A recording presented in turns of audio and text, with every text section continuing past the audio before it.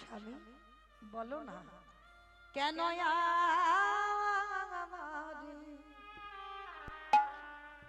কেউ মা বাবা না,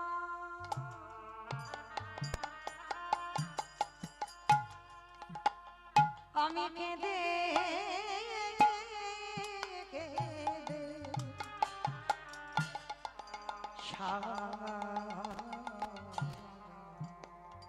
ওগো ধন রত্ন চাহি না আমি, তুমি কৃপা করো।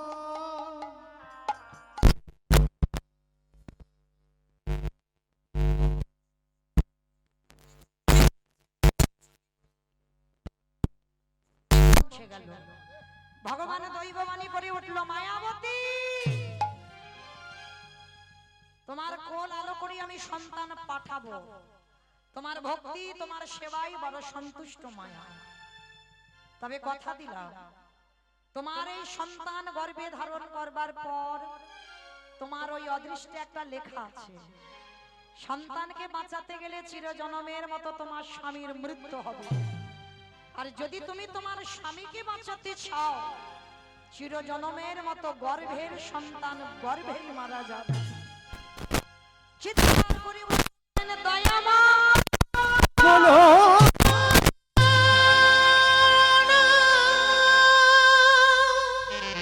তোমার কেমন লীলা, কেমন বিচার, তুমি মনে করে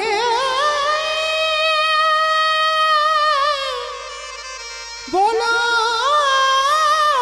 না, কি অন্যায় করেছিলাম, কি অপরাধ ওগো করেছিলাম। দয়াময়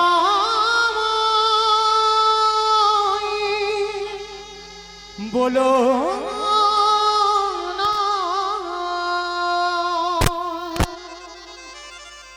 সন্তান চেয়েছিলাম শুধুমাত্র তোমার সেবার জন্য, আমার জন্য নয়।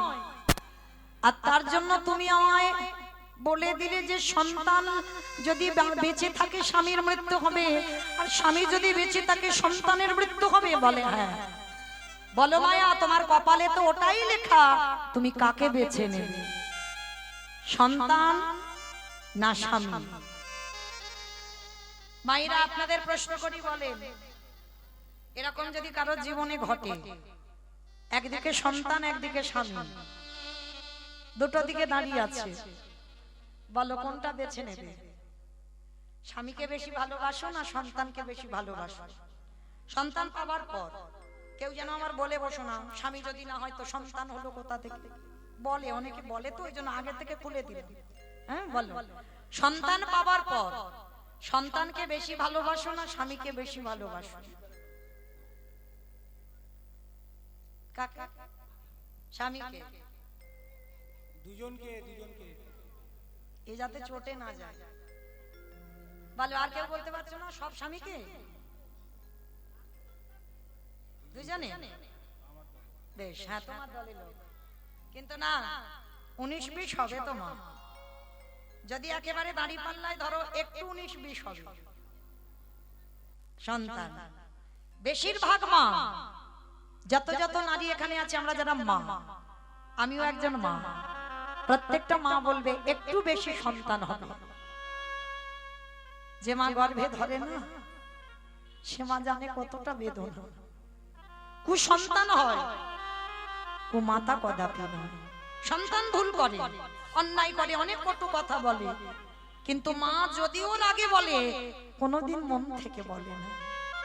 মা মা হয়, মা মা থাকে। কিন্তু মনে রেখো মা, এখানে মায়াবতীর ঘটনাটা দেখেন, সে তো এখনো সন্তানের জন্ম দেয়নি। আমরা নয় সন্তানকে জন্ম দিয়েছি, তার প্রতি মায়া মমতা পড়েছে, তাই বলছি সন্তান ভালোবাসি। কিন্তু মায়াবতী তো এখন ছেলের জন্ম দেয়নি, সবে গর্ভে ধারণ করলো। সেই সময় ভগবান বলছে, বলো তুমি কাকে চাও, সন্তান না স্বামী? এক বাক্যে বলেছিল, আমার সন্তান দাও। কেন? তুমি তো সন্তান জন্ম দাওনি, তার প্রতি মায়া পড়েনি, এর মধ্যে সন্তান চাইছো কেন? মায়াবতী কত ভেবে বলেছে, দেখো কথাটা দয়াময়, এ সন্তান তো আমার জন্য চাইনি, একদিনও বলিনি আমার সুখের জন্য আমার ছেলে দাও। আমি চেয়েছি আমার অবর্তমানে তোমার সেবা দেবে কে, তাহলে তোমার জন্য সন্তান চেয়ে সারা জীবন যদি আমার বৈধব্য জ্বালা পেতে হয়, আমি বৈধব্য জ্বালা পেয়ে এটুকু তো জানবো, তোমার জন্য আজকের আমার এই দশা, তোমার ভালো করতে গিয়ে আমার এই দশা, তাই তুমি আমার সন্তানই দাও। মায়াবতীর কথা শুনে ভগবান আশীর্বাদ দিল, তথাস্তু মায়া, তাই হবে। তবে কথা দিলাম, যতদিন তোমার স্বামী জানতে না পারে ভালো, আর যেদিন জেনে যাবে সেদিন দৈব দুর্ঘটনায় তোমার স্বামীর মৃত্যু হবে। বলো মা, একটা নারী জাতি কতদিন লুকাবে গর্ভটা? জোর 5 মাস, তারপরে বহির্প্রকাশ তো হবে। হঠাৎ একদিন দ্বিজ ঘোষ ভর দুপুর বেলা এসেছে, মায়া, ও মায়া, মায়া, এ কি গো, এত আনন্দের কথা, এত সুখের কথা তুমি একবারও আমার বলার প্রয়োজন মনে করলে না? কেন গো, তুমি নারী জাতি, তুমি বলতে পারো, আমি পুরুষ, আমি কোনোদিন বলতে পারি না। কেন বললে না? তুমি কেন লুকিয়ে গেছো? স্বামী বলছে, মায়াবতী ডুকরে ডুকরে কাঁদছে। মায়া, কাঁদছো কেন? আর তোমাদের কাঁদার দিন নয়, এবার আমাদের আনন্দের দিন। আমি বাবা বলা ডাক শুনবো, তুমি মা বলা ডাক শুনবে, কাঁদছো কেন? মায়াবতী বলে উঠলো, স্বামী, আমি এমনি এমনি কাঁদছি না, এই সন্তানের কথা তুমি আজ জেনে গেলে মানে আমার অদৃষ্টে লেখা আছে, আজই এই মুহূর্তে এই ক্ষণে তোমার মৃত্যু হয়ে যাবে। কথাটা বলা শেষ, অজানা জ্বর এসে দ্বিজ ঘোষের শরীরে প্রবেশ। বড় যন্ত্রণা, বড় কষ্ট, চিৎকার করে বলে উঠল, মায়া,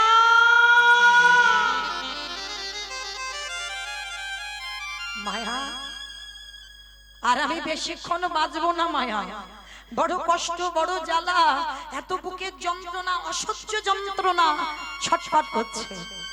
আর ছটফট করতে করতে মায়াবতীকে ডেকে মায়াবতীর হাত দুটো ধরে বলল, মায়া, কথা দাও, কথা দাও, যে সন্তান তোমার গর্ভে আছে, আমার মৃত্যুর পর সমাজ তোমাকে দ্বিচারিণী বলবে। যে সন্তান তোমার গর্ভে আছে, আমার মৃত্যুর পর সমাজ তোমাকে কলঙ্কিনী বলবে। বলে বলো, কিন্তু আমি তো জেনে যাচ্ছি ও সন্তান আমার। কথা দাও, আমার মৃত্যুর পর যে তোমার গর্ভে আছে, ও ভূমিষ্ঠ হলে ওকে করে তুলবে তুমি কৃষ্ণ ভক্ত। কথাটা বলে দ্বিজ ঘোষের মৃত্যু হয়ে গেল। অমায়েরা, সন্তান ভালোবাসি বলে এই নয় যে স্বামী ভালোবাসে না। এই জগতে যতদিন মাথাতে ছাতা থাকে না, ততদিন কিছু বুঝতে পারবে না। আর যেদিন তোমার মাথা থেকে ছাতাটা চলে যাবে, তুমি একা হয়ে যাবে, তোমার আহা বলার আর কেউ থাকবে না। স্বামীর মরা মাথাটাকে কোলে করে নিয়ে বসে আছে। গ্রামের লোকজনেরা জেনে গেল দ্বিজ ঘোষের মৃত্যু হয়েছে।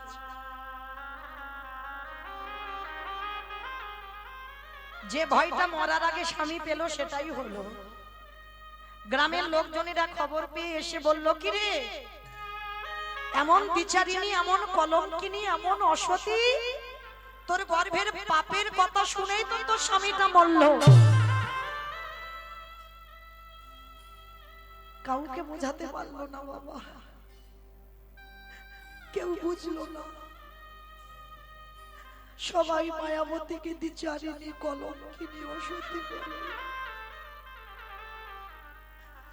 মায়াবতী স্বামীর মাথাটা নিয়ে কাঁদে আর বলে, দয়াময়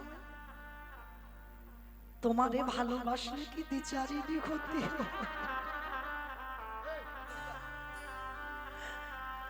তোমারে ভালোবাসলে কি কলঙ্কিনী হতে গো। ওগো দয়াময়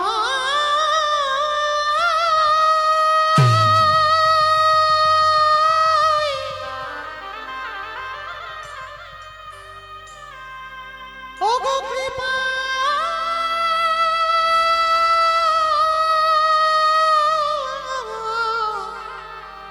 কৃপা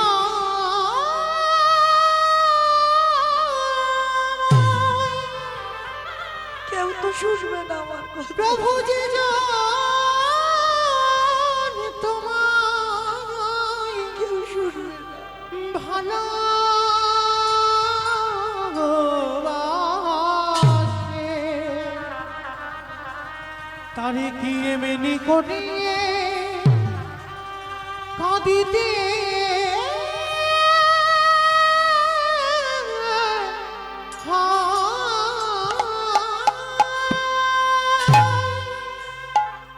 লীলার পাশে ভাবক বলছে, কেউ যদি একবারে চলে যায়,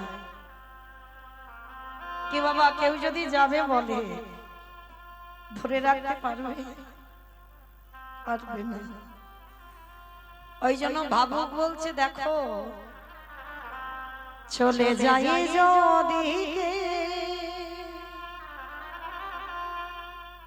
বাঁধন ছেড়ে,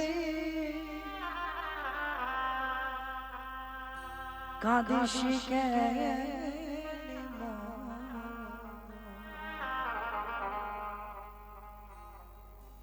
ভাঙা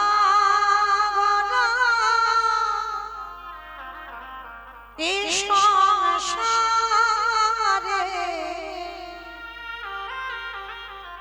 আছে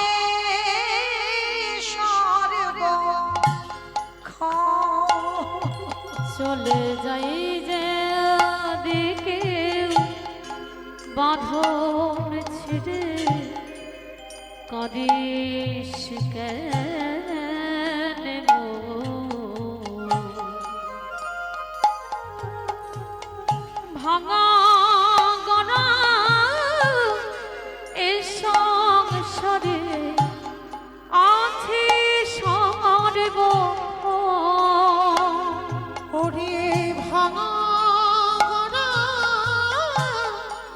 এ সংসারে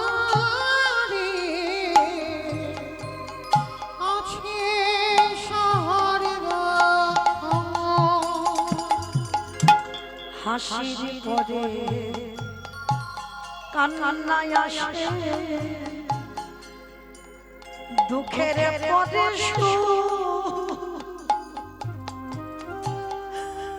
আধার রাতে পরে যে তুই দেখবি আলোর হাসির পরে কান্না আসে, দুঃখের পরে আধার রাতে পরে তুই দেখবি আলোর মুখ। ওগো যায় না বলা কারোর কাছে, ভাগ্যের ভাঙা গড়া এ সংসারে আছে সর্ব, চলে যাই যদি কেউ বাঁধন ছেড়ে, ভাবিস কেন মন? ওরে ভাঙা গড়া ও এ সংসারে আছে সর্বক্ষণ। এ সংসারে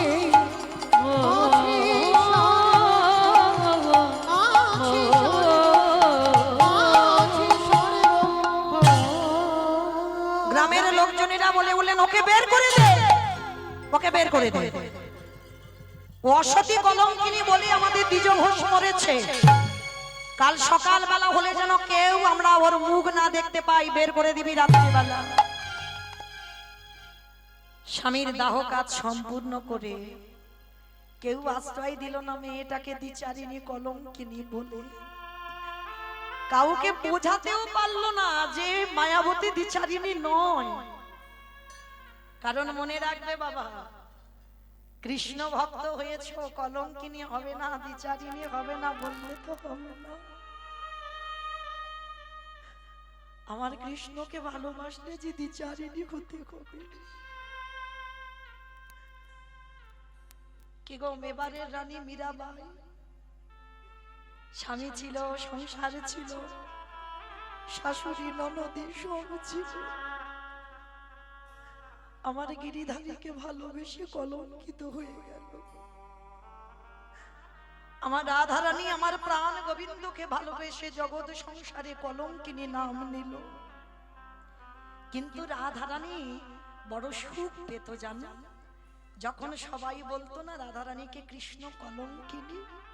রাধারানী বলতো সবাইকে ডেকে ডেকে, আমি যতবারে জন্মাবো ততবারে যেন কৃষ্ণ কলঙ্কিনী হতে পারে। কেন জানো? তারা খেলাই বলুক খেলাই বলুক, তারা তো আগে আমার গোবিন্দ নাম বলে, আগে বলে কৃষ্ণ, পরে বলে রাধা কলঙ্কিনী। কে গো মা, দেখবে আমাদের মতো মায়েদের কোনো তিলক সেবা মা যদি রাস্তা দিয়ে যায়, অল্প অল্প বয়সের ছেলেরা পিছন থেকে বলে ওঠে হরে কৃষ্ণ, বলে না? হেলাই বলে, অবহেলাই বলে, বলে বলো, বললো তো এতে কৃপা হবে। তার রাধারানী বলল সবাই আমাকে যেন জনম জনম ধরে কৃষ্ণ কলঙ্কিনী বলে, কারণ আমি ওই নাম শুনতে ভালোবাসি। তারা হেলাই হলেও কৃষ্ণ আগে বলবে, পরে বলবে রাধা কলঙ্কিনী। আজকে ঠিক সেই রকম অবস্থা মা মায়াবতীর হলো। সারা গ্রামে কেউ খেতে দেয় না। গ্রামের শেষে একটা বাড়ির মানুষ খুব ভালো জানো, বাড়িতে প্রসাদ হয়, প্রতিদিন ভোগ লাগানো হয়, অন্ন ভোগ। আর সেই বাড়িতে একটা কাজের মেয়ে দরকার ছিল। তো মায়াবতীকে বলল, শোন, কোনো মাইনে টাইনে দিতে পারবো না, সকাল থেকে বিকাল পর্যন্ত খাটবি, ওই ভগবানের প্রসাদই একটু করে দেব। জায়গা নেই তো যাওয়ার, সাত কুলে কেউ নেই, হরি বল, কেউ নেই। কৃষ্ণ ভক্তদের কেউ থাকে না গো, কেউ থাকে না। ভগবান এক এক করে তোমার কাছ থেকে সব কেড়ে নেবে।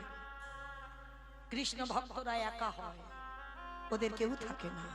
পথের ভিখারি করে দেবে, রাস্তার ভিখারি করে দেবে।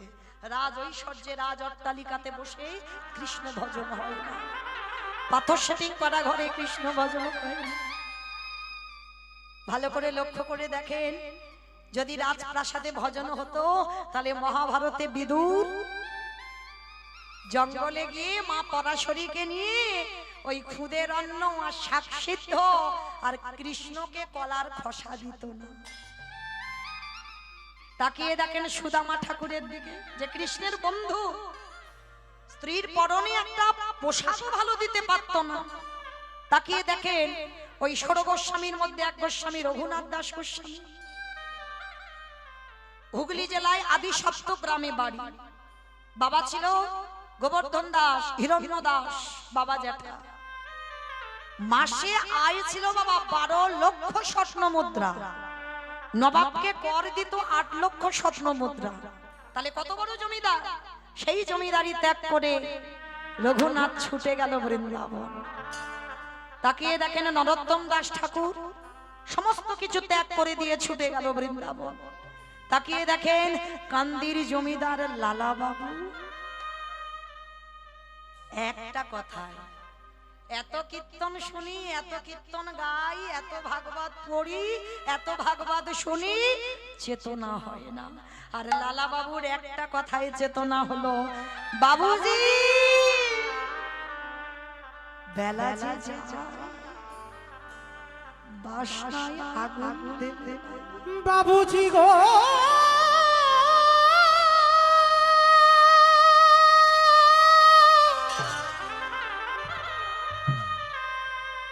বেনাজি চলে যায় বাসনা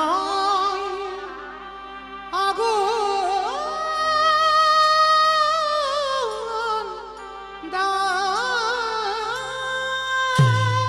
কামনা বাসনায় আগুন দিয়ে লালা গেল বৃন্দাবন। তাহলে মায়েরা লক্ষ্য করেন, ভুরি ভুরি প্রমাণ। আজকে ঠিক সেই মায়াবতী ওই একই দশা হলো। একটা বাড়িতে কোনো টাকা নয়, কোনো মাইনে নয়, শুধু খেতে পায়। দেখতে দেখতে 10 মাস 10 দিন, আর 10 মাস 10 দিন পর মায়াবতীর কোল আলো করে একটা ছোট্ট ফুটফুটে পুত্র সন্তান এলো, যার নাম রাখলো বিহারী লাল। সেই বিহারী, যার নাম ভগবান নিজে অঙ্গে ধারণ করেছে, নিজের নামের সঙ্গে জড়িয়েছে। বিহারী জন্মালো, জন্ম থেকেই এত কষ্ট। মা ওই বুকে করে করে নিয়ে লোকের বাড়ি কাজে যায়। দেখতে দেখতে বিহারীর বয়স দাঁড়ালো 5 বছর। 5 বছরের বিহারী, আমায়রা এই জায়গাটা ভালো করে শুনবেন। 5 বছরের বিহারী বাড়িতে থাকে, মা কাজ করে বিকালবেলা খাবার আনে, বিহারী খায়। আর তো কিছু জোটে না, পাবে কি করে? যার বাড়িতে যায় সে তো দূর দূর করে তাড়িয়ে দেয়, এক ঘরে করে দিয়েছে ওদেরকে। ভগবান মনে মনে ভাবছে একটু ঘষে মেজে নিতে হবে না? কি গো মায়েরা, শেকড়া যেমন আস্তে আস্তে গো, আস্তে আস্তে বাবা, সামনে বসেছো একটু আস্তে, হাতে ধরে বলছে বাবা, সামনে তো চোখে লাগছে, আস্তে, সোনা ছেলে, লক্ষ্মী ছেলে। তো যাই হোক, তো এইবার ছোট্ট বিহারী সারাদিন কিছু খায় না, 5 বছরের ছেলে। এ বাবা শোন, ভালো লাগবে, তোদের মতো একটা ছেলে তার কত কষ্ট দেয়, কি করে কৃষ্ণ ভক্ত হলো, একটু শোন, ভালো লাগবে। 5 বছরের একটা ছেলে খেতে পায় না সারাদিন। আমরা সবাই তো খেতে পাই গো, ছেলেদের কত কিছু খাবার পাই না, সকাল থেকে আর রাত্রে ঘুমানো পর্যন্ত শুধু খাওয়াতেই ব্যস্ত। কিন্তু দেখেছো কত ভিখারি খাবার জন্য দাঁড়ে দাঁড়ে যায়। বিহারীর ওই একই দশা, সারাদিন কিছু খায় না, মা কখন খাবার আনবে একটু খাবো। তো আজকে ভগবান মনে মনে ভাবছে দেখি ও কি করে। যে বাড়িতে কাজ করতো সে বাড়ির খাবার আজকের পাইনি, কোন আত্মীয় বাড়িতে যাবে, জল তুলসী দিয়ে চলে গেছে, আর মায়াবতীকে বলল মায়া তোর খাবারের ব্যবস্থাটা আজকে করে নিস। কিন্তু মায়াবতীর বুকটা কেঁপে উঠলো, আজকে তো কিছু পাবো না, কেউ দেবে না আমায়, খালি হাতে বাড়িতে ফিরছে। আর যখনই খালি হাতে বাড়িতে এসেছে না, ওদিকে ছোট 5 বছরের বিহারী ছুটতে ছুটতে এসেছে, মামা মা মা, মার কোমরটা জড়িয়ে ধরেছে, ও মা, মা গো, কি রে বাবা, ও মামা দাও, মা কি খাবার এনেছো দাও, বড্ড খিদে পেয়েছি, সকাল থেকে কিচ্ছু খাইনি, দাও না মা। আচ্ছা বলো তো মা, ছেলে যত বড় হয়ে যাক, এই যেমন এই কয়েকদিন আগে রাস পূর্ণিমায় কীর্তন করে গেলাম, তখন আমার ছেলেটা ছিল, অনেকে দেখেছেন, ছেলে যতই বড় হোক, মা যদি ছেলের জন্য একটা লজেন্স আনে না, সেটা যেন কত আনন্দ। ছেলে বাড়িতে বসে থাকে কখন মা ঘরে আসবে। তবে সব ছেলে নয় আর সব মাও নয়, এইটা দেখতে হবে। পৃথিবীতে সব মা মা হয় না, সব সন্তান সন্তান হয় না। এইবার যেই না বাবা ছেলেটা এসে মার কোমর ধরেছে, ও মা, ও মা কি খাবার এনেছো দাও না মা, বড্ড খিদে পেয়েছে গো, দাও কিছু দাও। খোকা একটা কাজ কর না বাবা, আজকে যে বাড়িতে কাজ করছিলাম না কিছু পাইনি, হে বাবা আজকের একটু জল খেয়ে কাটিয়ে দে না। ও মা সকালবেলা থেকে তো জল খাচ্ছি, আর কত জল খাবো বলো? বড্ড যে খিদে পেয়েছে আমার, আমার যে উদর জ্বলছে, দাও না আমায় কিছু খেতে। মার হৃদয়টা ভেঙে চৌচির হয়ে যাচ্ছে। ভগবান এমন করে আমার জন্ম দিয়েছে যে আমার সন্তান ক্ষুধার্ত, তার মুখে কিছু দিতে পারছি না। বেশ, মা মনে মনে ভাবছে জীবন আর রাখবো না, আমি বেঁচে আছি বলে আমার ছেলেটার এত কষ্ট। কি গো মায়েরা, যে ছেলের বাবা না, বাবা থাকে না, মা থাকে না, সমাজ তাকে কি বলবে? অনাথ। আর অনাথ বলে দেখবে অনেক মানুষ আছে কিছু খেতে দেয়। তা মা মনে মনে ভাবলো আমি আছি বলে আমার ছেলেটা কষ্ট পাচ্ছে, কারণ জগতে সবাই বলে আমি বিচারিনি, ওই জন্য আমার ছেলেটা খেতে পায় না। কিন্তু আমি যদি মরে যাই তাহলে মনে হয় অনেকে আমার ছেলেটাকে কিছু খেতে দেবে। মনে মনে ভগবানের কাছে জানাচ্ছে, দয়াময় আজ রাত্রিবেলা কোন রকমে আমার ছেলেটাকে ঘুম পাড়িয়ে আমি ওই গঙ্গার জলে আত্মবিসর্জন দেব। ছেলেটাকে কোলের কাছে তুলে নিয়েছে, ক্ষুধার্ত ছেলে। আর দেখবেন মা, মায়ের কোলটা এমনই একটা কোল না, যদি একবার ছেলেকে যত অসুস্থ হোক, যত খিদে পাক, যদি কোলের কাছে নিয়ে একবার ছেলের মাথায় একটু হাত বুলিয়ে দাও,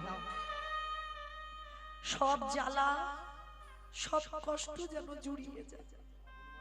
ছেলেটার মাথায় হাত বুলাচ্ছে আর বলছে, বাবা একটু ঘুমানা বাবা, আমি কথা দিলাম যখনই সকাল হবে দেখবি তুই কত খাবার পাবি, খেয়ে খেতে পারবি না। মা তো জানে যে আমি যদি আত্মবিসর্জন দিই সবাই লোকজন জেনে যাবে, আর ছেলে যখন কাঁদবে সবাই এসে ওকে খেতে দেবে।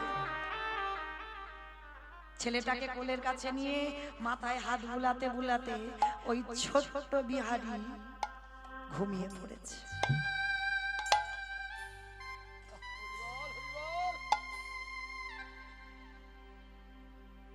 যেই না ঘুমিয়ে পড়ল,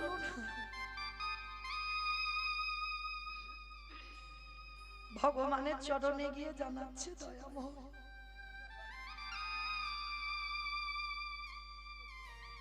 রইল আমার বিহারী, কিছু দাও না দাও, অন্তিম সময় ওর দর্শনটুকু দিও, কারণ আমার মৃত্যু পথযাত্রী স্বামীকে কথা দিয়েছিলাম আমার ছেলেটাকে কৃষ্ণ ভক্ত করব, পারলাম না, পারলাম না। ওরে বিহারী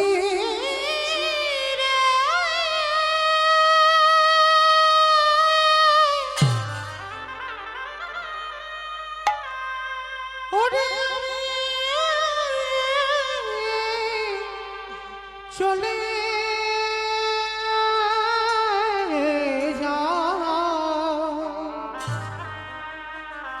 আরে কোনদিনও ফিরে আসিব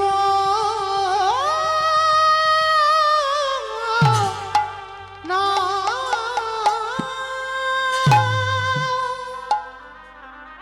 আসি প্রভু, আমার বিহারী রইল নদী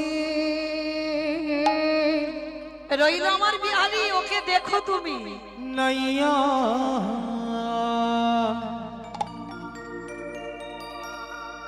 আমার ভাবের খেলা সঙ্গ হলে গো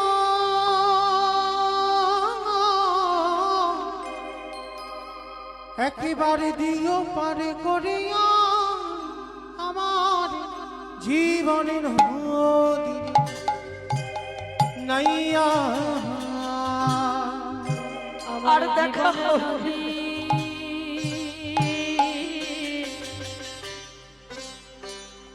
নাইয়া।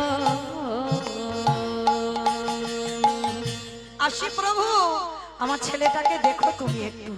আমার ভাবের খেলা সঙ্গ হলি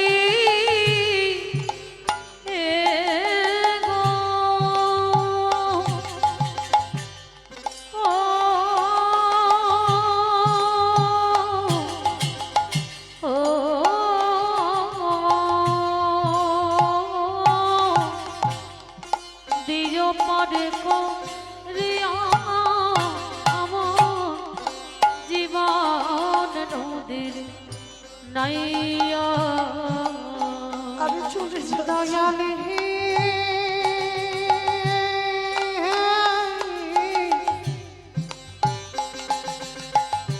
ওরে ও দয়াল হে ও দয়াল হি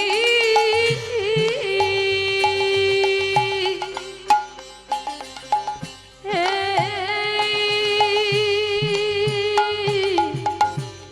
হে ওরে ও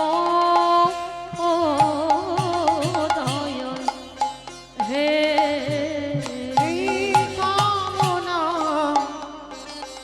বাসনার ঘাটে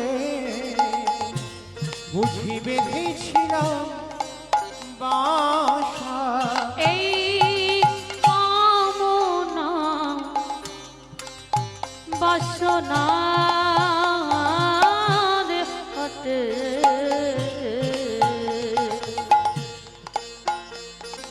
বুঝি বেঁধেছিলাম বাসা সবই অচলে হবে যাওয়ার কানে গো নিতাই গৌর প্রেমানন্দে হরি বল দেখি হরি নাই বল হরি বল। হারিয়া আমার জীবন নাইয়া জীবনে নদী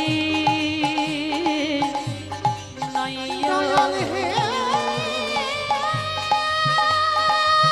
আমার ভাবের খেলা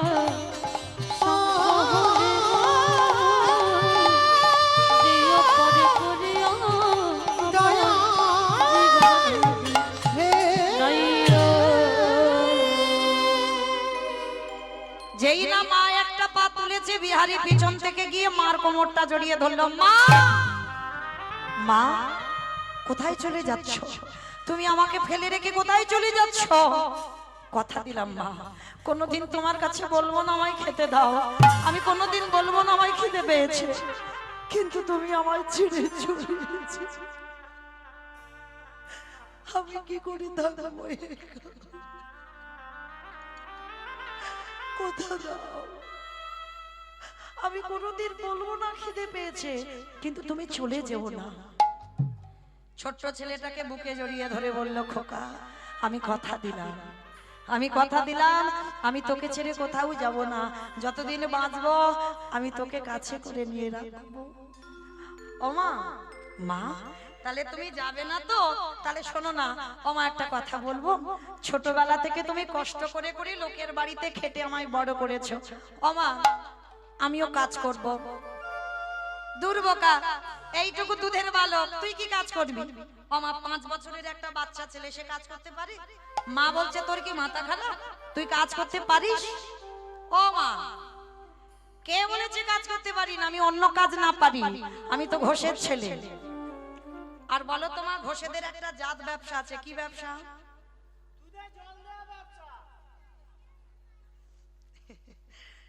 কি বললো গো দুধে জল দেওয়া ব্যবসা মানে ওইটা আমাকে হিরসে করে বললো হরি বল ও মাইরা গোয়ালা জাতিদের এটা মন্দ বলেনি গোয়ালারা যত যাই হোক না কেন বাবা একটু না একটু দুধে জল দেবে কিন্তু আমার বাবা দেয় না সত্যি বলছি কেন জানো আমার বাবা দেয় না একটা কারণে আমার বাবা তো ছানার হিসাব তাহলে দিলে কি আর না দিলে কি হিসাব যখন ছানার হয় তাহলে বাবা তুমি 1000 বালতি জল দিলে ও ছানা যতটুকু হবে ততটুকু তো টাকা তাহলে আমার বাবা দেয় না অন্যজন হয়তো দেয়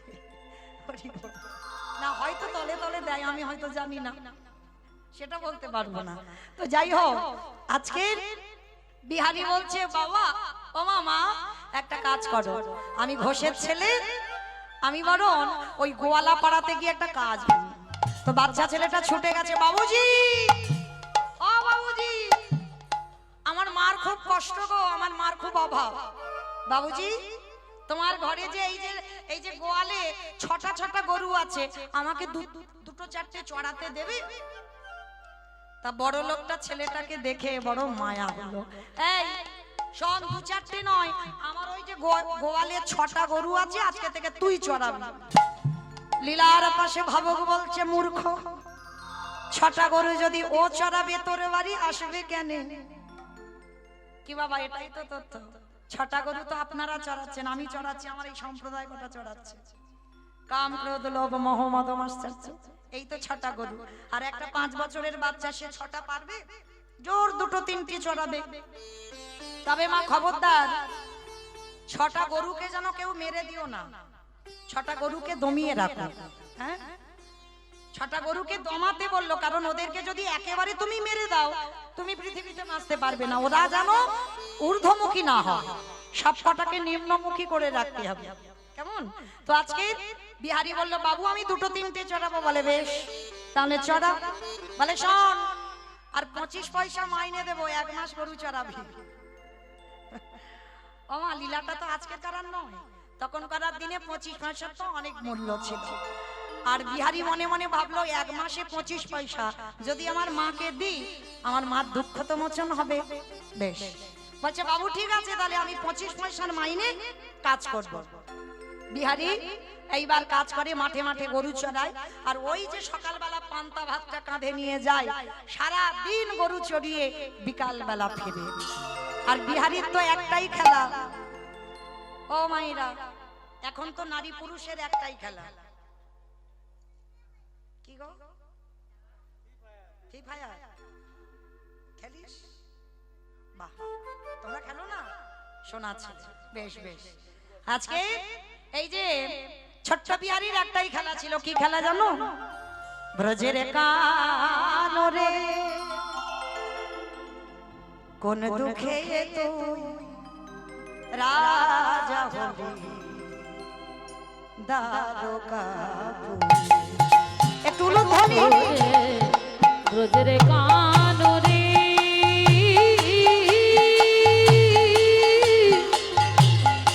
কোন দুঃখে তুই রাজা হলি দ্বারকাপুরে। কোন দুঃখে তুই রাজা হলি দ্বারকাপুরে। কতরে বাজিয়ে ব্রজে গোঠের বেনু চড়াবি না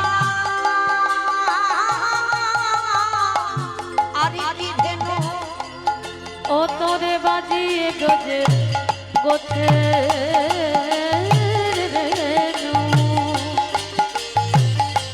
চড়াবি না আর কি ধেনু। করিবি নয়া ব্রজে পাগল। ও তুই করবি না ব্রজে কতরে পাগল। বাঁশির সুরে কোন দুঃখ তুই রাজা হলি দ্বারকাপুরে।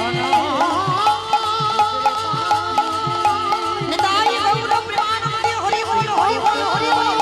বানাইলে রাজা হলি ও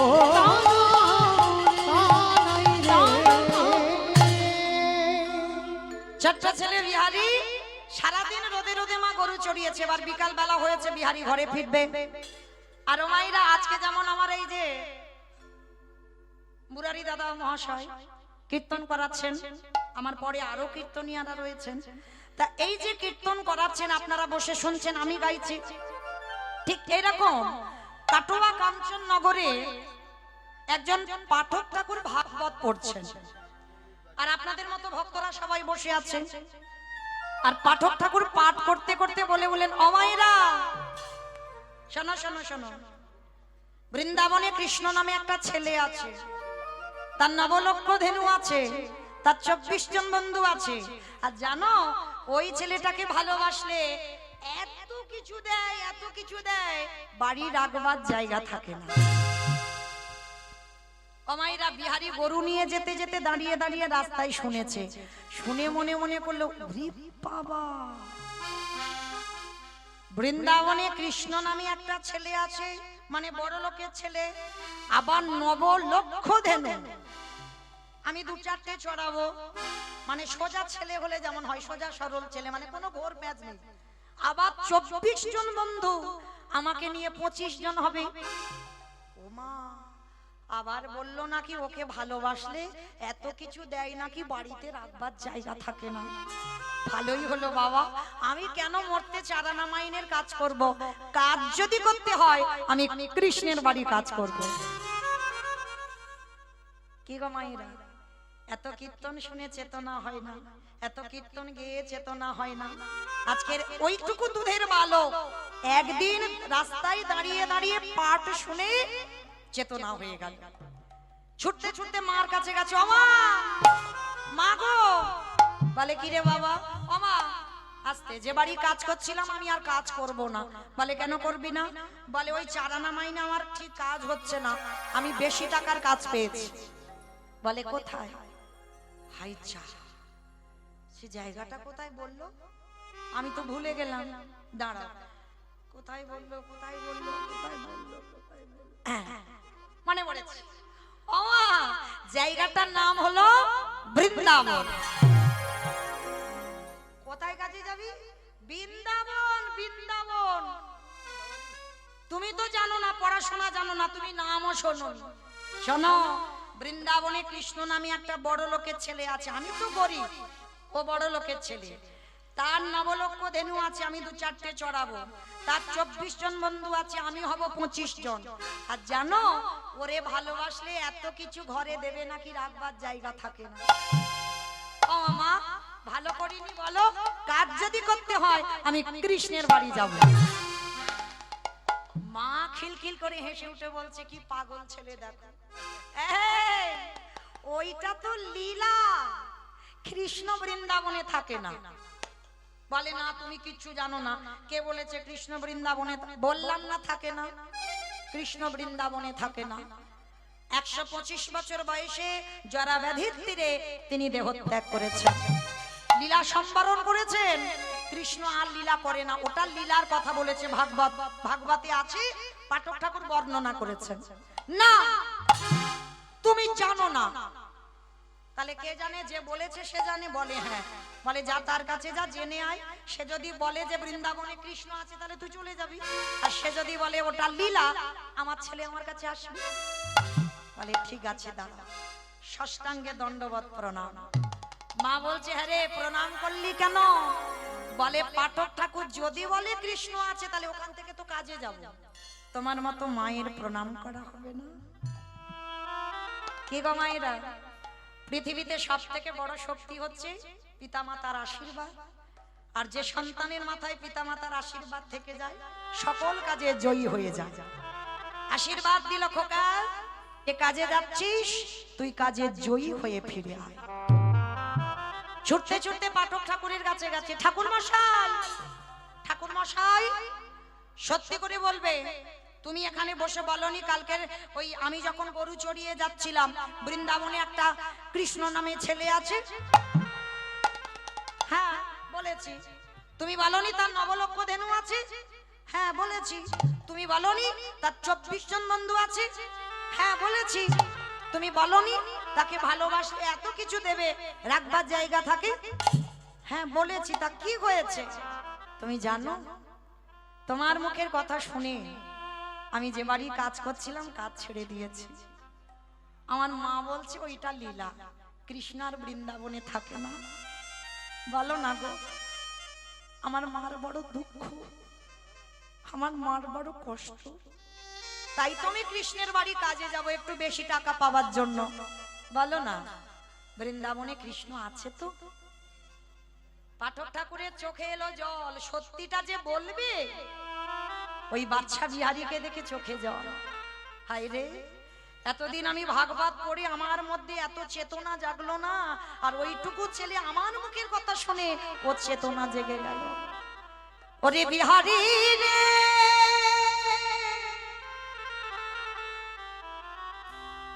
ওরে আমার ডাকে আমার কৃষ্ণ,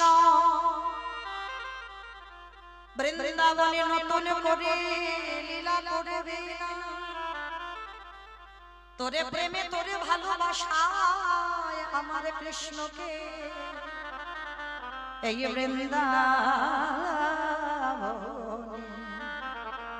বৃন্দাবনে নতুন করে লীলা করিতে হবে। ওরে বিহারি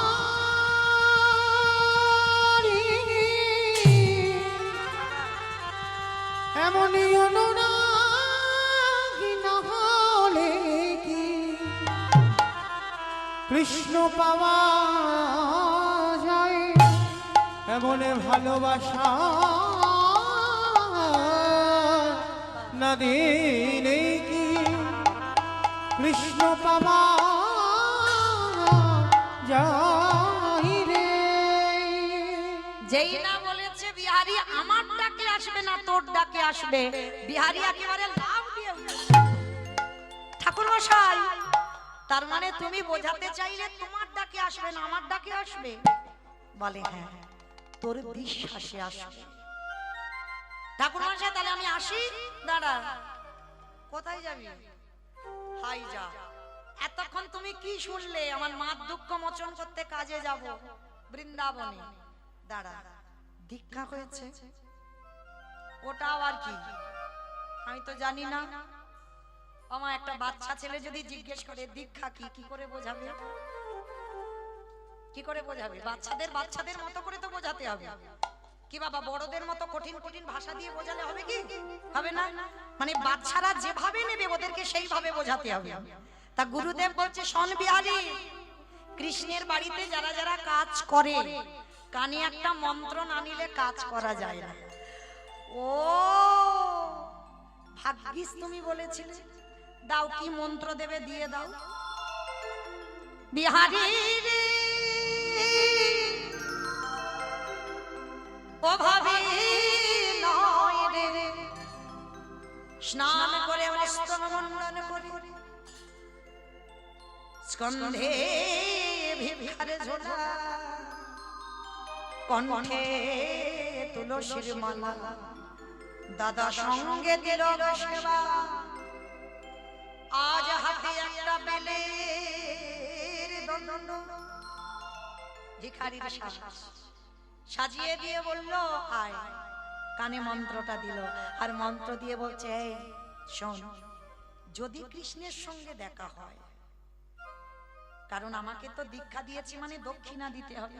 বিহারী বলছে আমার কাছে কিছু নেই, আমি এক মাস পরে যখন কৃষ্ণের বাড়ি থেকে ফিরবো আমার মাকে অর্ধেক আর তোমাকে অর্ধেক দেব।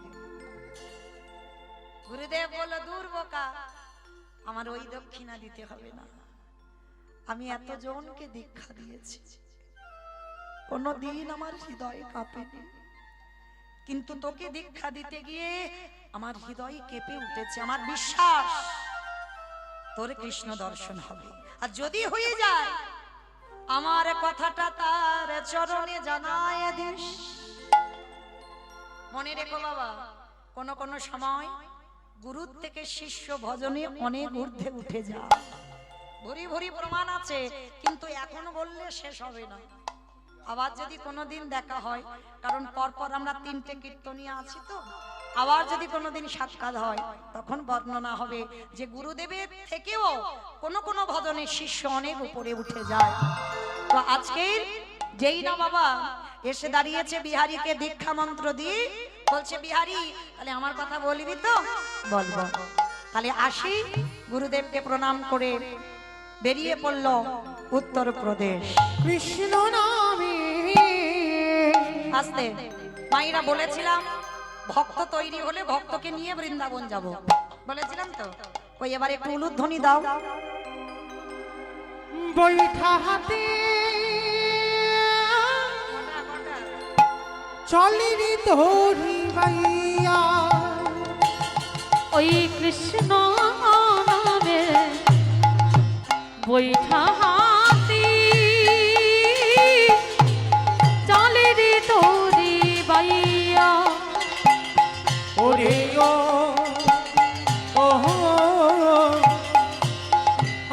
ফুলি গাঙের রইয়া, কৃষ্ণ নামে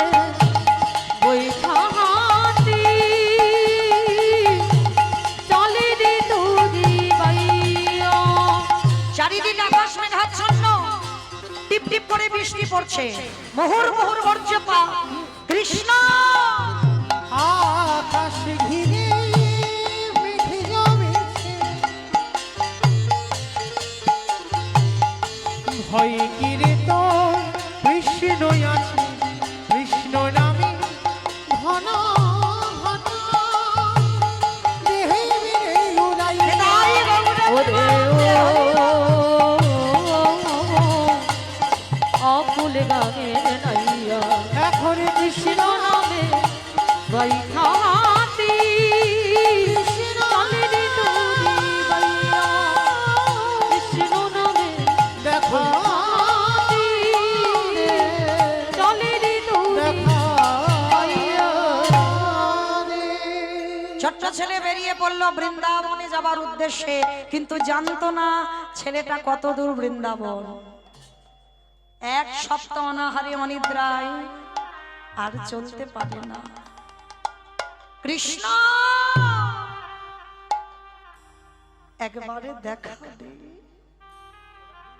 একবারে দেখা দে। আর যে পারি না বন্ধু সৈন্য, দেখা দে আমি কোথায় গেলে তোকে পাবো বল? হরে কৃষ্ণ রে, আমি তো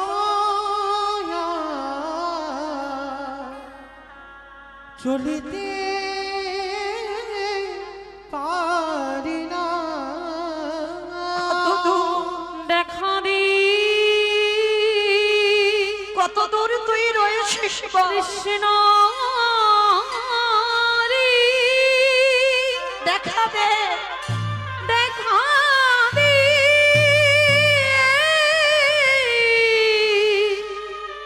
সখা রে কত দূর রে কৃষ্ণ রে,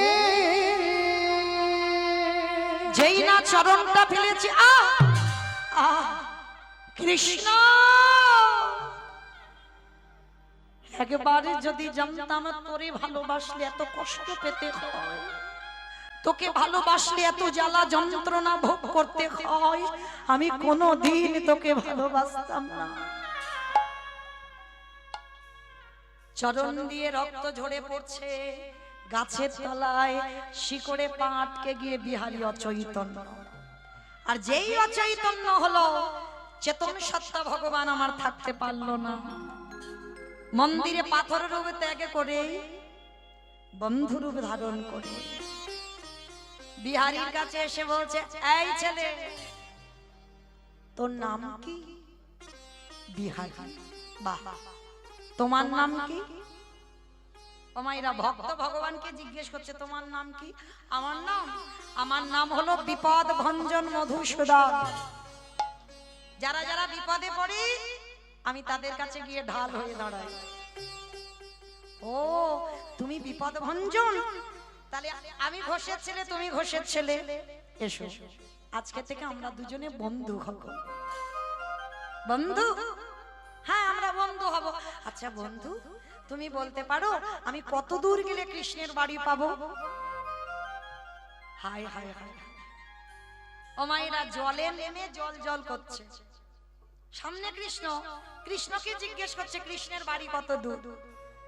ভগবান মনে মনে ভাবছে একে তো সত্যিটা বলা যাবে না, এমন করে কথা বলতে হবে বাবা যেটা মিথ্যা নয় আর যেটা সত্যিও নয়। এটা ভগবান ছাড়া কেউ পারে না, আপনাদের আমাদের দ্বারা সম্ভব নয়। যেটা মিথ্যা নয় আর যেটা সত্যিও নয়, তাহলে কি বলবে বিহারী? ভগবান মনে মনে ভাবছে আমার যে পূজা দেয় তার বাড়িতে তো অনেক গরু বাছুর আছে, যাই মিথ্যা করে বলি ওইটা কৃষ্ণের বাড়ি। আর ও তো সোজা সরল ছেলে, কিছু বুঝবে না জানবে না, ওখানে গিয়ে মনে করবে ওটাই কৃষ্ণের বাড়ি। আজকে ছোট্ট ছেলে তাকে কেমন ভাবে বোঝালো দেখো ভগবান। এই বন্ধু তুই তো কৃষ্ণের বাড়ি এসে গেছিস। এসে গেছিস কই? ওই তো, ওই যে দাঁড়িয়ে আছে ওটাই তো কৃষ্ণের বাড়ি। ও ও বন্ধু, তুমি তাহলে আমাকে নিয়ে চলো না গো। ভগবান যেই না কথাটা শুনেছে হাত ধরে আর যদি না ছাড়ে, কি গো মায়েরা, ভগবান ভয় পায় কখন? প্রকৃত ভক্তের কাছে। ভক্তই পারে ভগবানকে মারতে, ভক্তই পারে ভগবানকে শাসন করতে, ভক্তই পারে ভগবানকে চোখ রাঙাতে। এটা শুধুমাত্র ভক্তই পারে। আচ্ছা বলো তো মা, ভগবানের সব থেকে প্রিয় কি? প্রিয় কে সব থেকে ভগবানের? ভগবানের সব লাগে না, কি গো বলো, ভগবানের প্রিয় কে? ভক্ত। বেশ, দেখো দেখো ওইটুকু ছেলে বললো ভক্ত প্রিয়। আচ্ছা ভক্ত প্রিয় কেন? ভক্ত প্রিয় কেন?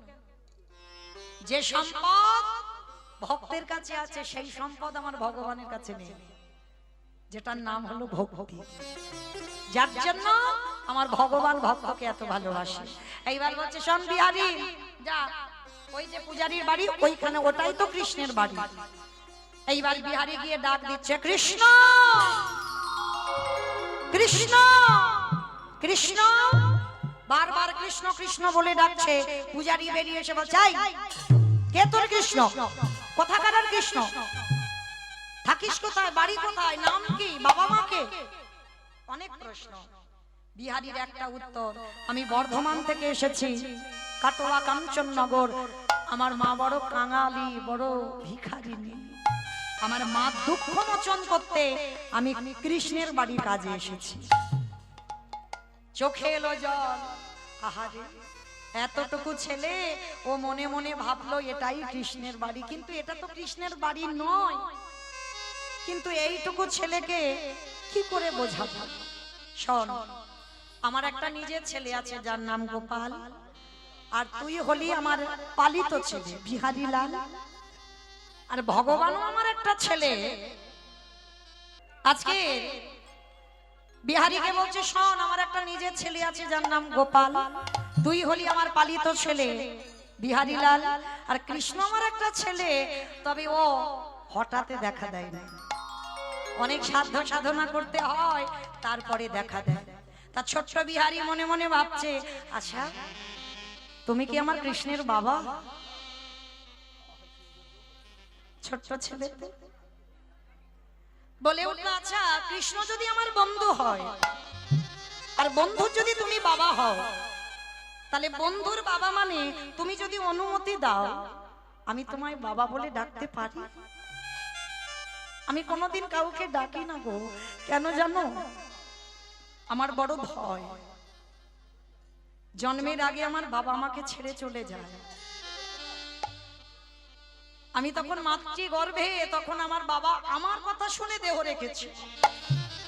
সেই ভয়ে আমি কোনোদিন কাউকে বাবার ডাক ডাকিনি।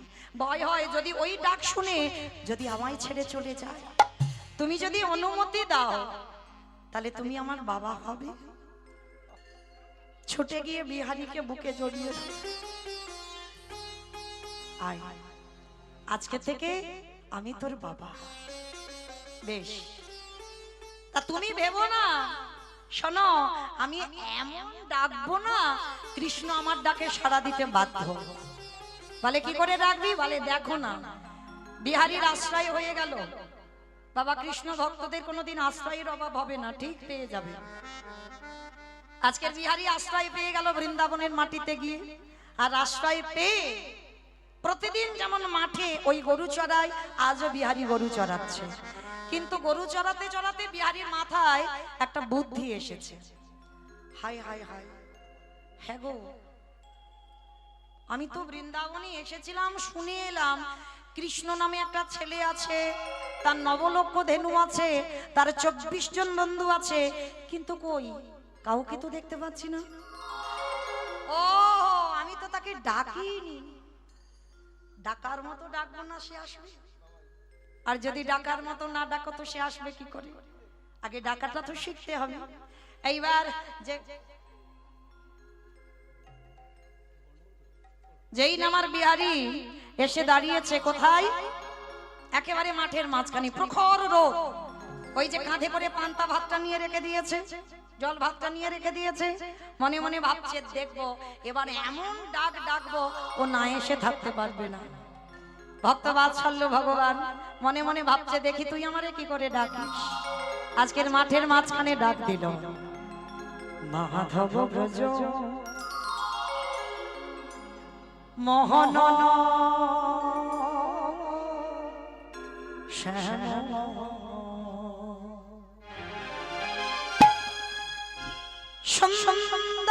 সুন্দরগিরি ধারি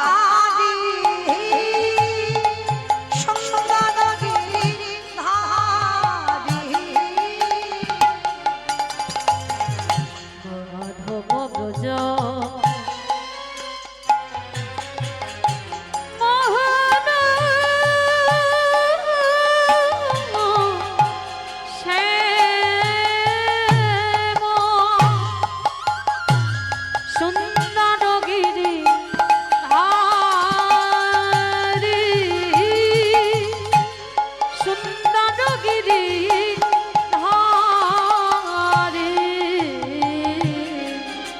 ললাটে তিল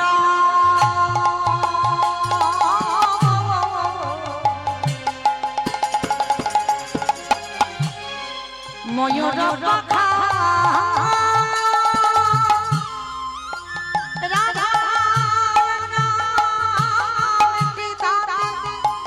আছে লেখা ললাটে তিল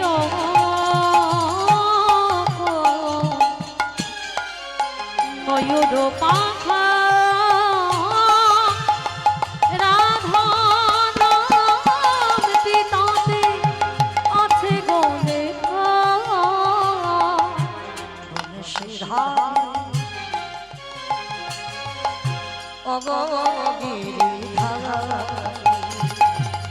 বংশী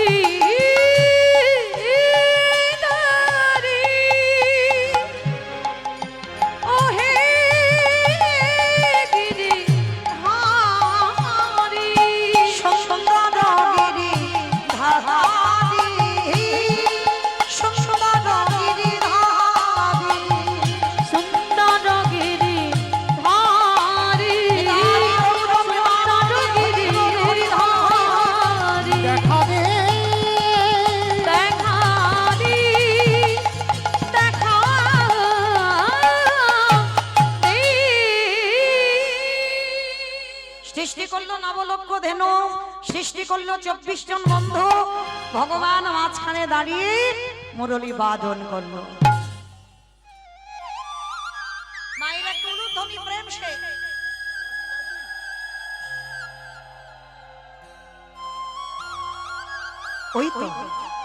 ওই তো আমার কৃষ্ণ, ওই তো দাঁড়িয়ে রইল। বন্ধু বন্ধু আজকে যা হলো হলো, কালকে তোর সঙ্গে তোর মাঠে গরু চড়াবো। আজকে আমি একা গরু চড়ালাম, কালকে তোর সঙ্গে তোর মাঠে গরু চড়াবো। কথাটা বলে বিহারি তো ছোট্ট ছেলে, সোজা সরল, কিছু বুঝলো না, কিছু জানলো না, চলে এলো নিজ ঘরে আর বলে এলো বন্ধু কালকে তোর সঙ্গে তোর মাঠে গরু চড়াবো।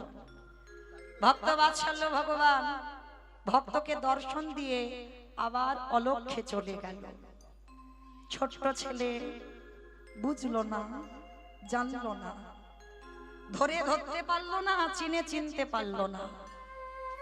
কি গো মাইরা, ভগবান ধরা দেবে না, তারপরে তুমি ধরতে পারবে। আর সে যদি সারা জীবনে ধরা না দেয়, সারা জনম কাছে রইবে, তাকে তুমি ধরতে পারবে না। সে সাধনা, সে ভজনা আমাদের নাই। বিহারি ঘরে ফিরলো, আর যখন ঘরে ফিরলো পরের দিন গরু চড়াতে যাবে, পরের দিন হয়ে গেল একাদশী।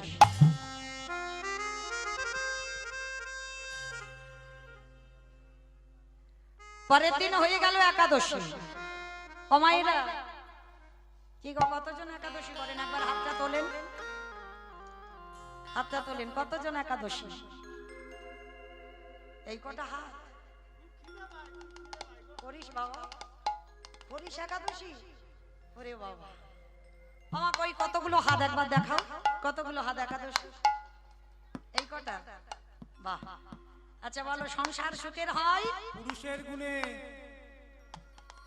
সংসার সুখের হয় পুরুষের গুণে, রমণীর গুণে। সুন্দর বলছে, দেখো রমণীর গুণে। তাহলে রমণীর গুণে খনার বচন না, আমার বচন না। খনা বলছে না সংসার সুখের হয় রমণীর গুণে। হ্যাঁ গো, রমণীর গুণগুলো কই? সামান্য একাদশীর কথা বলছি তাই হাত ওঠে না, তাই একটা দুটো ওঠে না কেন? হিন্দু ধর্মের মানুষ হয়ে, সনাতন ধর্মের মানুষ হয়ে কিছু তো আমাদের করতে হবে, তাই না? তো যাই হোক, আমি চাপিয়ে দিচ্ছি না, কেমন? চরণ ধরে বলে যাচ্ছি, যদি মাসে দুটো করে না পারেন, অন্তত বছরে 4টে অন্তত করবেন। হ্যাঁ? এই শয়ন উত্থান পাশ বৈম, এই কটা একাদশী অন্তত পালন করবে, কেমন? তো যাই হোক,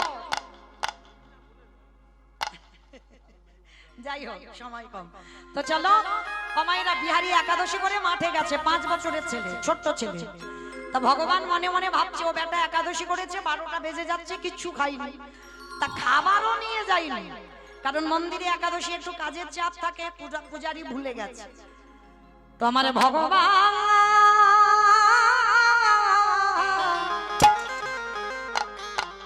ওই ভক্তের লাগি মাথায় খাবারের বোঝা লই, ওই ভক্তের লাগে ভগবান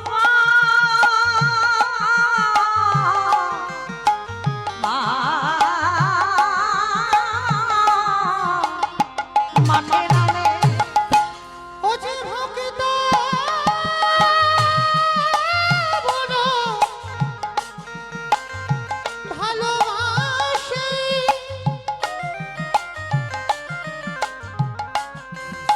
ও যে ভক্ত ছাড়া রহিতে না রে,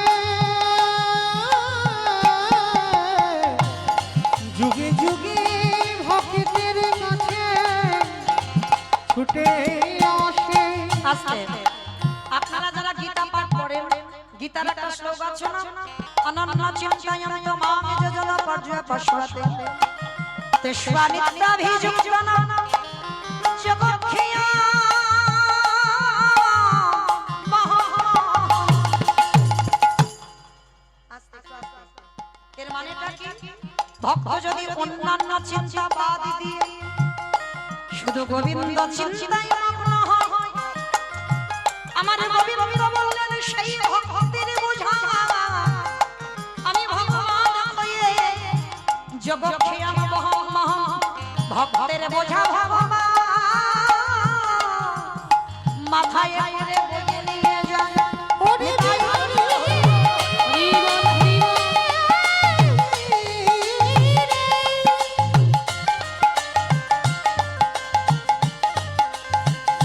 ওরে জগৎ সবাই আমায় ভালোবাসে বাটে, কিন্তু তোর মতো করি আমায় কেউ ভালোবাসে না। যেই না বিহারীর ওই খাবারটা নিয়ে গিয়ে বলছে, "আই, তবে ভগবান নিজ রূপে যায়নি, গোপাল সেজে গেছে, এই নে খা।" ভক্ত দেয় ভগবানের বদনে, ভগবান দেয় ভক্তের বদনে। দেখো কেমন ভক্ত আরে কেমন ভগবান। আমার খাইয়ে বিকালবেলা ফিরে এসেছে, বিহারী এসে বলছে, "বাবা, একদিন আমার নাই বা খাওয়া হতো, তা বলে তুমি আমার ওইটুকু গোপাল ভাইকে মাঠে পাঠিয়েছো খাবার নিয়ে? হ্যাঁ?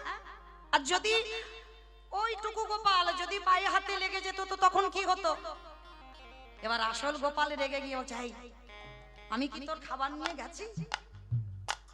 কারণ আসল গোপাল তো যায়নি, ভগবান গোপাল সেজে গেছে।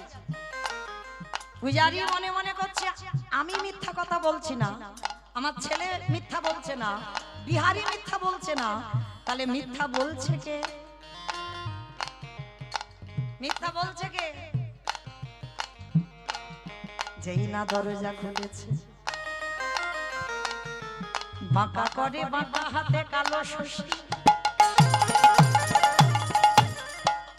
চরণে দিয়ে রক্তের ধারা উড়ানিতে লেগে আছে কাটার আঁচল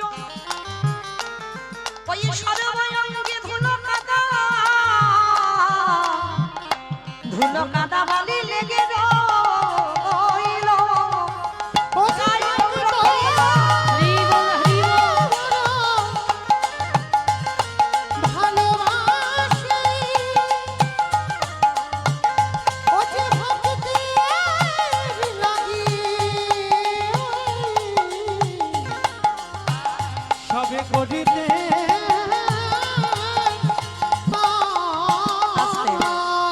মন্দিরের দরজাটা খুলে দেখলো ভগবান মাঠে নেমেছিল সঙ্গে সঙ্গে পূজারি বেরিয়ে এসে বলছে বিহারী আজকে থেকে তুই আর মাঠের কাজে যাবি না আজকে থেকে তুই মন্দিরের দারোয়ান হবি অমায়েরা চাকরির প্রমোশন হলো মাইনে বেড়ে গেল গরু চড়ানোর মাইনে আলাদা মন্দিরের দারোয়ান হবার মাইনে আলাদা পাহারাদার হয়ে আছে হঠাৎ দেখে না বাবা গভীর রাত্রিবেলা একটা বুড়ো আর বুড়ি এসেছে রাধে একটা বুড়ো আর বুড়ি এসেছে এসে বলছে বিহারী দরজা ছেড়ে দে আমরা ভিতরে যাব ছোট্ট বিহারী তো 5 বছরের ছেলে অত শত কিছু বোঝে না আচ্ছা বুড়ো ওইখানে বসো এখন যাওয়া যাবে না আবার কিছুক্ষণ পরে 8 জন মেয়ে এসেছে সব শীতেতে সিঁদুর হাতে শাঁখা এসে বলছে বিহারী দরজা ছেড়ে দে ভিতরে ঢুকবো তা ছোট ছেলে হলে কি হবে বাবা বুদ্ধি খুব এই যাই যাই যাই যে লজ্জা শরম নাই শীতেতে সিঁদুর হাতে শাঁখা তার মানে সব স্বামী আছে আর এত রাত্রিবেলা আমার কৃষ্ণের সঙ্গে দেখা করতে এসেছো হ্যাঁ ও মাইরা সতী তারা যাদের দুই পতি হয় আচ্ছা মা এখানে কই দেখি কাদের দুটো স্বামী একবার হাত তোলো তো দেখি ভয় পাচ্ছ জানাজানি হয়ে যাবে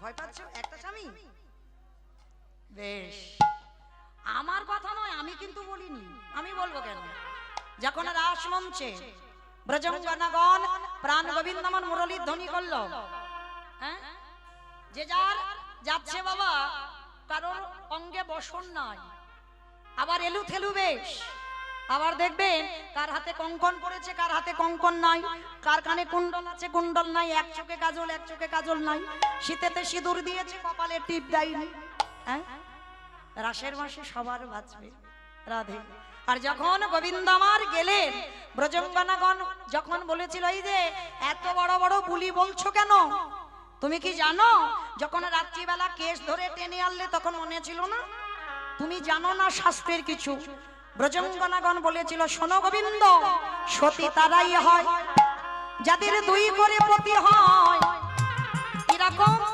একে ঘরে পতি একে বাইরে পতি একে ঘরে পতি আর বাইরে পতি কোন ঘর ইট বালি সিমেন্টে গাঁথা ঘরে নয় এই রক্ত মাংসে দেহে গড়া ঘর পরমাত্মা রূপী ভগবান কি গো তিনি তো আমাদের এক পতি ঘরের পতি বাহ্যিক জগতের পতি তোমাকে ছেড়ে চলে যাবে কিন্তু ঘরের পতি তোমারে ছেড়ে যাবে না তুমি ছেড়ে যাবে সে তোমাকে ছেড়ে যাবে না তাহলে এটা হলো ঘরের পতি পরমাত্মা রূপী ভগবান আর একটা কোন পতি অগ্নি সাক্ষী করে বাবা যার হাতে দিল এই দুই পতি যারা দুই পতির ভাজন করে এ জগতে সেই তো সতী এ জগতে সেই তো সতী আসলে এইবার কি করলো বাবা আবার শেষে দেখেন একটা রূপ লাবণ্যময়ী নারী আর সেই নারীটা এসে বলছে বিহারী দরজা ছেড়ে দে ভিতরে যাব যেই না ভিতরে গিয়ে আমার বিহারী দাঁড়ালো আমার কৃষ্ণ পাথর রূপ ত্যাগ করে বন্ধু হয়ে ডাক দিল বিহারী কে কে ডাকলো পিছন ঘুরে দেখে না একটা পাথরের মূর্তির মতো দেখতে একজন কে গো বিহারী তাকিয়ে বলছে তুমি কে বলে আমি অন্য কেউ নয় আমি তোর বন্ধু দূর বন্ধু হবে কেন তুমি তো কৃষ্ণ ভগবান ওরে যে আমায় যেমন ভাবে ডাকে কেউ যদি মনে করি পুত্র হয়ে যাই পুত্র, কেউ যদি বলে পতি হয়ে যাই পতি, কেউ যদি বলে চরণের দাস হয়ে যাই চরণের দাস, কেউ যদি বলে ঘরের দারোয়ান আমি হয়ে যাই বলি রাজার মতো তার ঘরের দারোয়ান। আমি হয়ে যাই তারে ঘরে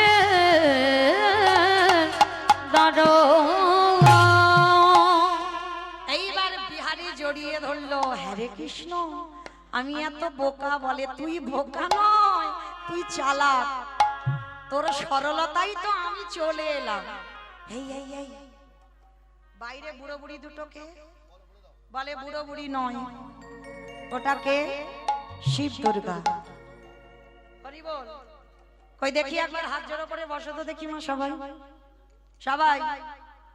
আমার ঘন্টা টমটা আছে না, ঘন্টা টমটার বালাই চলে গেছে। আছে আছে, বাহ আছে। এখন তো সব চুড়িদার নাইটি হয়েছে না, দেবে কি করে, দাও একটু।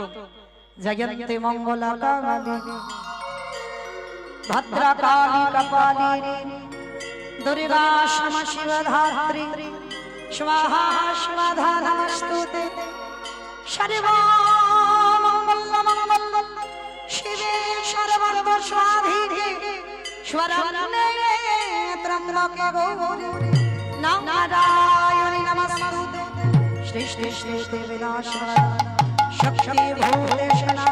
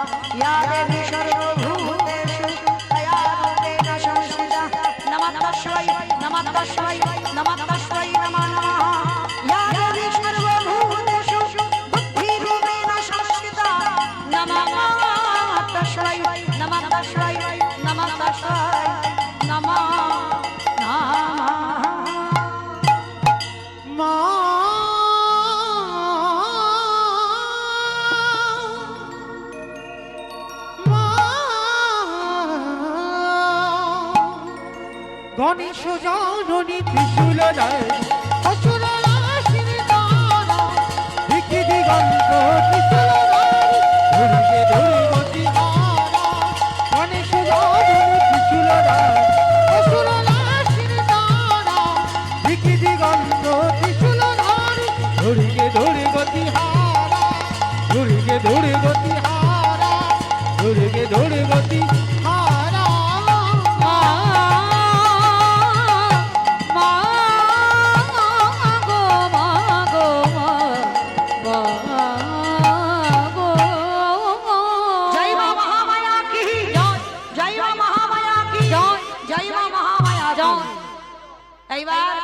শ্রীমতী রাধারানী বললে আরে পরে 8 জনকে বলে 8 জন হলো অষ্টসখী, শেষে যে মেয়েটা এলো কি বলে ওটাই তো আমার সব, আমি রাধা দাসী রাধা দাসী রাধা দাস। ইহাতে সন্দেহ হইয়া কোটি যুগ ভজয়ে বিফল জনমতা। এইবার ভগবান বললেন বিহারী বল কি চাস, বলে মাইনে দে। বলে কি মাইনে, বলে গরু চড়িয়েছিলাম ওইটা আগে দে। বলে আমার মাকে কৃপা কর।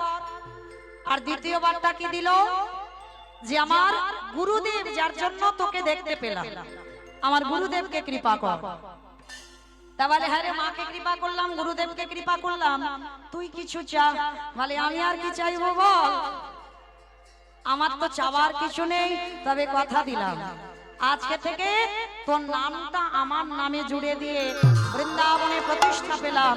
বৃন্দাবনে বঙ্গ বিহারী লাল কি, বঙ্গ বিহারী লাল কি, বঙ্গ বিহারী লাল কি। এইবার মায়েরা বিহারীর নামটা নিল। আগত কলির ভক্তরা যারা যাবেন বৃন্দাবনে দেখে আসবেন, রাধা গোবিন্দ একত্রিত হয়ে যুগলে আছেন। সেই বঙ্গ বিহারী লাল বিহারীর নামটা আমার ভগবানের নামে নিয়েছেন। মায়েরা রাধা গোবিন্দ যুগলে দাঁড়ালেন আর ভক্তগণ যুগল দর্শন করলেন। কই সবাই একটু হাত দুটো তোলো তো দেখি একবার, সবাই একসঙ্গে তালে তালে করো তালি, কেমন সবাই